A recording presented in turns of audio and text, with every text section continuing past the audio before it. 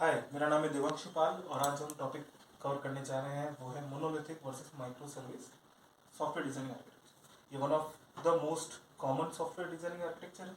Monolith बहुत पुराना है, पहले से चलता आ रहा है और अब माइक्रो सर्विस धीरे धीरे उसको रिप्लेस कर रहा है जहाँ पे भी पॉसिबल। तो हम स्टार्ट करते हैं पहले टॉपिक से जो कि है monolithic architecture. As the name suggest, monolithic architecture में सारा कोड बेस, सारे मॉड्यूल के कोड बेस एक ही जगह पे लिखे होते हैं, एक ही कोड बेस पे सारा लॉजिक लिखा होता है और वो एक ही सर्वर पे या एक ही जेवीएम पे डिप्लॉय होता है, इसलिए उसे मोनोलिथिक कहते हैं। मतलब everything is in one place. अब एक एग्जांपल लेते हैं छोटा सा। जैसे मान लो आपका ई कॉमर्स की साइट है, अब उसके अंदर बहुत सारे मॉड्यूल होंगे जैसे कि profile, payment, order management, let's say, हाँ ठीक है, इतना ही रखते हैं। सिंपल सी साइट है, लेकिन ये जो लॉजिक हैं ये एक ही सर्वर पे, एक ही समझिए एक ही ब्लॉक पे लिखे हैं। वो कहने के लिए मॉड्यूलर है but there all stick together. अब कल हो सकता है कि आपको थोड़े चेंजेस पेमेंट वाले मॉड्यूल में करने हैं, उसके लिए लेकिन आपको पूरा सर्वर डाउन करना पड़ेगा, ये दोनों मॉड्यूल भी डाउन होंगे। तो ये मेंटेनेंस इनका इजी नहीं रहता है क्योंकि सारे मॉड्यूल एक दूसरे से सेपरेट होकर भी आपस में कनेक्टेड है। और सबसे जो प्रॉब्लमेटिक प्रॉब्लम ये है कि इसका लेंथ बहुत बड़ा हो जाता है, बहुत लाइन ऑफ कोड्स हाई हो जाती है। तो जब आगे जाके उसको मेंटेन करने का टाइम या डिबग करने का समय आता है तो बहुत कंफ्यूजन क्रिएट हो जाता है। तो एक्चुअली हम इसके दोनों एस्पेक्ट समझ लेते हैं, प्रोज और कॉन्स। ठीक है, तो कॉन्स जो मैं भी ऐसे ही बोल चुका हूँ पहले कि आपका कोड बेस बहुत बड़ा हो जाता है। दूसरी बात, सारे मॉड्यूल जो है वो एक दूसरे पे डिपेंड हो जाते हैं। अगर आपको किसी एक मॉड्यूल में कुछ चेंजेस करने हैं तो पूरा कोड बेस डाउन हो जाएगा। और क्योंकि ये मोनोलिथिक है, एक ही कोड बेस है, तो बहुत ज़्यादा चांसेस रहते हैं कि इनका एक ही डेटाबेस होता है। तो डेटाबेस पे लोड भी बढ़ जाता है, डीबगिंग भी टफ हो जाती है। कुल मिला के आप ये कह सकते हो कि अब कोई नया फीचर आ रहा है तो वो भी ऐड हो जाएगा, तो वो और कॉम्प्लेक्सिटी को बढ़ा देगा। तो जो मेन इसका कौन है वो है कॉम्प्लेक्सिटी, मेंटेनेंस और उसका सब चीज़ों का एक जगह होना, जो आज के कंसेप्ट से बिल्कुल अलग है। आज जहाँ डिसेंट्रलाइजेशन की ओर जा रहे हैं, मोनोलिथिक सेंट्रलाइज्ड कंसेप्ट है। ठीक है, तो ये तो उसकी कॉन्स हुई, लेकिन एक प्रो भी है। वही है क्योंकि सारा कोड जहाँ एक ही कोड बेस पे लिखा है, तो जब एक मॉड्यूल दूसरे मॉड्यूल को कॉल करता है, it's more like calling a method from one class to the another, that's it. कोई इंटर नेटवर्क कम्युनिकेशन नहीं होता है, नेटवर्क कॉल्स नहीं होते हैं, बहुत ही सुपर फास्ट होता है क्योंकि सब कोड एक ही जगह है। तो इट्स जस्ट लाइक कि आपने एक क्लास के अंदर दूसरी क्लास का ऑब्जेक्ट बनाया और उसके फंक्शन को कॉल कर दिया। It's that simple, there is no network calls. तो ये बहुत ही फास्ट होता है। ठीक है, लेकिन अब इसको रिप्लेस करने के लिए या इसको बेटर करने के लिए नए आर्किटेक्चर आ चुके हैं और जो बहुत तेज़ी से बहुत ही कॉमन हो गया है, हर तरफ सुनने को मिलता है, उसका नाम है माइक्रो सर्विस। चलिए मुझके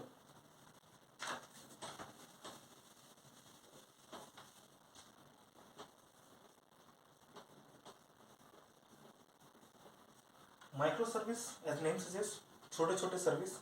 ये मॉड्यूलर अप्रोच है। आपके जो मॉड्यूल्स हैं जिनका अपना अलग अलग फंक्शन है, उनको ब्रेक डाउन कर दो, अलग अलग मॉड्यूल्स बना लो, अलग अलग सर्वर पे उसे डिप्लॉय करो और वो आपस में एक दूसरे से कनेक्टेड रहते हैं through calls, through network calls. ठीक है, जैसे अभी हमने लास्ट जो हमने एप्लीकेशन डिस्कस किया उससे ही मैं माइक्रो सर्विस में अगर ब्रेक करूँ तो एक अलग ही सर्वर होगा जो कि होगा आपका प्रोफाइल का, एक अलग सर्वर होगा जो होगा पेमेंट का, एक अलग होगा ऑर्डर का। और आप जब कोई नया मॉड्यूल लाना चाहते हैं जैसे रिवॉर्ड एंड पॉइंट्स, उसको आप एक सेपरेट सर्विस बना सकते हैं क्योंकि अलग अलग सर्विस इनकी मेंटेनेंस अलग अलग है, ये अलग अलग सर्वर पे डिप्लॉयड है। तो कल अगर आपको कोई नया फीचर मान लो पेमेंट में डालना है तो आप उस पर वर्क कर सकते हैं। कोई प्रोडक्शन इशू मान लो ऑर्डर में आ गया है तो आपसे उस पर वर्क कर सकते हैं, सिर्फ वही डाउन होगा, बाकी सारा अप रहेगा। तो अवेलेबिलिटी बहुत अच्छी रहती है। आपकी टीम को भी बहुत क्लैरिटी मिलती है कि एक टीम स्पेसिफिकली ऑर्डर पे वर्क कर रही है, एक टीम स्पेसिफिकली पेमेंट पे वर्क कर रही है। आपस में उनमें कोई कॉन्फ्लिक्ट नहीं होता है, वो अपने अपने मॉड्यूल पे सेपरेटली वर्क कर सकते हैं। तो मेंटेनेंस अच्छा है, क्लैरिटी अच्छी है, प्लस सबसे अच्छी बात है सब अपने as a separate feature work कर रहे हैं, तो सबका अपना डीबी भी हो सकता है, सबका अपना डेटाबेस हो सकता है। ठीक है, और ये एक दूसरे से नेटवर्क कॉल्स के थ्रू कनेक्ट रहता है। अब जावा की बात करूं या माइक्रो सर्विस स्प्रिंग बूट की बात करूं तो रेस्ट टेम्पलेट एक फॉर्म है जहाँ रेस्ट सर्विस के थ्रू एक दूसरे को कॉल करके कनेक्ट करते हैं। पेमेंट कॉल कुछ प्रोफाइल से चाहिए, ऑर्डर को अगर कुछ पेमेंट से चाहिए तो कॉल करके अपना रिस्पॉन्स ले लेगा। तो ये दूसरे से इंटरकनेक्ट नेटवर्क कॉल्स के थ्रू कनेक्टेड रहते हैं but as a separate entity work करते हैं। तो आप समझ गए होंगे इसके जो मेन प्रोज आते हैं वो यही है कि मेंटेनेंस बहुत इजी रहता है, कॉम्प्लेक्सिटी बहुत रिड्यूस हो जाती है, और टीम में भी वर्क करने की बहुत उनको इंडिपेंडेंस हो जाता है, क्योंकि ऑर्डर की टीम सिर्फ ऑर्डर पे वर्क करेगी, रिवॉर्ड्स की टीम सिर्फ रिवॉर्ड्स पे वर्क करेगी। तो इजीली आप कॉम्प्लेक्सिटी को डिवाइड कर सकते हो मॉड्यूलर अप्रोच। तो आज के टाइम में माइक्रो सर्विस बहुत फेमस है। मोनोलिथिक आर्किटेक्चर को धीरे धीरे ब्रेक करके माइक्रो सर्विस में लाया जा रहा है, इसको इजीली डिप्लॉयबल बना दिया गया है, और डाउन टाइम बहुत कम हो गया है, क्योंकि ऐसा हम समझ चुके हैं ना, किसी एक मॉडल में प्रॉब्लम है तो सिर्फ उसे ही डाउन करना है, बाकी सारा अफेक्टेड नहीं होगा। तो ये बहुत ईजी टू गो अप्रोच है और बहुत ही पॉपुलर अप्रोच है। लेकिन हाँ, एक कॉन भी है। वो कॉन ये है कि ये मतलब नेटवर्क कॉल्स पे डिपेंडेंट है, और क्योंकि ये नेटवर्क कॉल्स है, यू कैन नॉट एक्सपेक्ट कि वो हमेशा वर्क करेंगे। नेटवर्क फॉल्ट आ सकता है, डाउन हो सकता है, मान लो से ऑर्डर डाउन हो गया तो ये नेटवर्क का कॉल फेल हो जाएगा। नेटवर्क जिस इंफ्रा पे है वो भी डाउन हो सकता है। सो नेटवर्क कॉल की वजह से स्लो भी हो जाता है। जैसे अगर मान लो ऑर्डर को सभी मॉड्यूल को कॉल करना पड़ता है अपना कोई फंक्शन को जनरेट करने के लिए, तो वो बहुत डिपेंडेंट है, बहुत स्लो हो जाता है, क्योंकि एक कोड बेस पे नहीं है तो कॉल बहुत टाइम लेता है। तो ये इसका कॉन है।